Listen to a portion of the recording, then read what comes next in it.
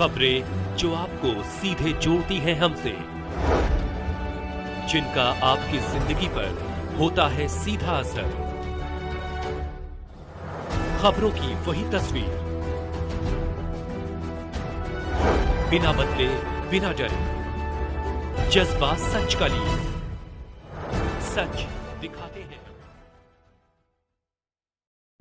बापूपेट शास्त्री नई rail line का special project हमारे गांव कड़ोली, बूम, मानोली, गोबरी और नांदगांव ये गांवों से होते हुए जाने वाला है, जिसके डिमार्केशन की तारीख 5 दिसंबर को निकाली और उस दिन खेत की मार्किंग के लिए deputy engineer Wardha central railway इन्होंने भूमि अभिलेख राजूरा को दिए गए पत्र के अनुसार भूकरम पाक SAUE के ये मौके पर आए और तब सभी काश्तकारों ने होने वाले डिमार्केशन का विरोध किया और ये प्रोजेक्ट WCL का कोयला ले जाने के लिए बन रहा है, इसलिए पहली हमारी ज़मीन WCL संपादित करते, खेत का समाधान कारक मुआवजा दे और बाद में रेलवे को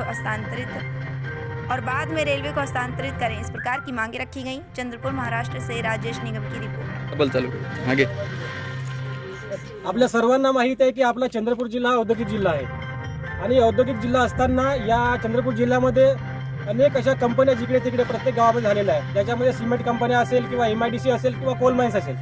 आपण जर पाहिलं आपल्या राजुरा तालुक्यामध्ये गौरी असेल, पवनी असेल किंवा नवीन जो प्रोजेक्ट झाला आपला कोलगावचा, या सर्व ठिकाणी कोल माइन्स ओपन झालेले आहेत आणि या कोल माइन्स ओपन होत असताना याच्या लगतचे जे काही प्रोजेक्ट आहे, म्हणजे जसं की आता जो नवीन एक प्रोजेक्ट झाला बापूपेट शास्त्री नवीन रेल्वे प्रकल्प, या प्रकल्पामध्ये आमच्या कढोली, कोलगाव, नांदगाव आणि गौरी या 4 गावाची शेती ही या रेल्वेच्या प्रोजेक्टमध्ये जाणार आहे।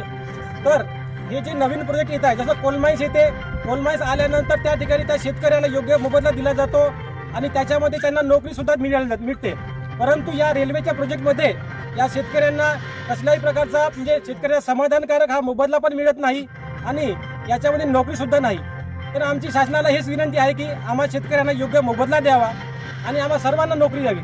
खरं तर हा प्रोजेक्ट जो होऊन राहिला आहे, हा प्रोजेक्ट रेल्वेने हा प्रोजेक्ट WCLने करायला पाहिजे, कारण WCLचा कोळसा न्यायासाठी हा प्रोजेक्ट होऊन राहिला आहे। त्याच्यामुळं या सर्व वाहतुकीमुळे आमच्या शेतकऱ्यांचं नुकसान होणार आहे, या शेतकऱ्यांच्या शेतमाल जे आहे यांचं सुद्धा नुकसान होणार आहे।